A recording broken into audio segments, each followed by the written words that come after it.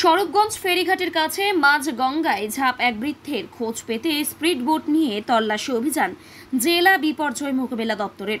বুধবার সকাল থেকে দুপুর পর্যন্ত ভাগীরথী নদীর বিস্তীর্ণ এলাকা জুড়ে খোঁজ চালিয়েও ওই বৃদ্ধের কোনো সন্ধান পায়নি বিপর্যয় মোকাবিলা দপ্তরের কর্মীরা। সূত্রের খবর, মঙ্গলবার সন্ধ্যা প্রায় 7টা নাগাদ স্বরূপগঞ্জ ঘাট থেকে নবদ্বীপে আসার পথে মাঝ গঙ্গায় ঝাঁপ দেন প্রাচীর মায়াপুর শিবচন্দ্র সিংহ রায় রোডের বাসিন্দা অবসরপ্রাপ্ত শিক্ষক বছর 70-এর তারকেশ্বর দেবনাথ।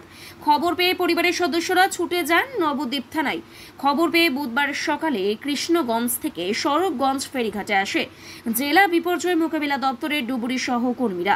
প্রথমে ডুবুরি নামিয়ে খোঁজ চালানোর পর দুপুর পর্যন্ত স্পিড বোট নামিয়ে ভাগীরথী নদীর বিস্তীর্ণ এলাকা জুড়ে সন্ধান চালানো হলেও ওই বৃদ্ধের কোনো খোঁজ পাওয়া যায়নি। এই বিষয়ে বিপর্যয় মোকাবিলা দপ্তরের এক কর্মীও নিখোঁজ বৃদ্ধের ছেলে শোনাবো। পার করে দিয়ে একদম ঝালেজাঙ্গার আগে, ঝালেজাঙ্গা অত দূর যায়নি, রেল ব্রিজ পার করে দিয়ে ওইদিকে খুঁজলাম, দুই ধার দিয়ে সার্চিং করলাম, যা করণীয় আমাদের করে ওইদিকে বডি পাওয়া গেল না। কালকে মোটামুটি সন্ধ্যে 7টা নাগাদ এই ঘটনাটা ঘটে। তো আমাদের কিউআরটি হেডকোয়ার্টারে খবর যায় যে আমরা আজকে দেশে যা করণীয় করেছি, ওরা মাঝখানে যা ঝাঁপ মেরেছে ওখান থেকে বডি কোনো দিনই থাকার সম্ভাবনা কম আছে, ভেসে যাওয়ার সময় বেশি। হ্যাঁ, ভেসে গেছে, ওই জন্য আমরা একটু পেট্রোলিংয়ে সার্চিংয়ে গেছি।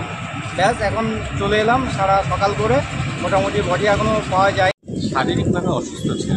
আচ্ছা, সেই কারণে কি কালকে মাঝগঙ্গায় ঝাঁপ দিয়েছিল? তাকে স্ট্রোকও হয়ে গেছিলো, বেশ ব্রেন স্ট্রোকও হয়ে গেছিলো। এবার তার থেকে হয়তো শরীরের যাতনায় এরকম করতে পারে, বয়সও হয়েছিল। তাই বলে গঙ্গায় ঝাঁপ দেবে এই ভরা গঙ্গায়, মানে সেটাও আপনি ভাবতেও পারেননি। সেটাই। এবার তো আজকে সারাদিন খোঁজা হলো, এখন বাজে প্রায় একটার উপরেই বাজে। হ্যাঁ, এরা খুঁজে এলো, মানে ডিএসটার টিম যেটা, তো পাইনি। কি আশা করেন আজকে পেতে পারেন?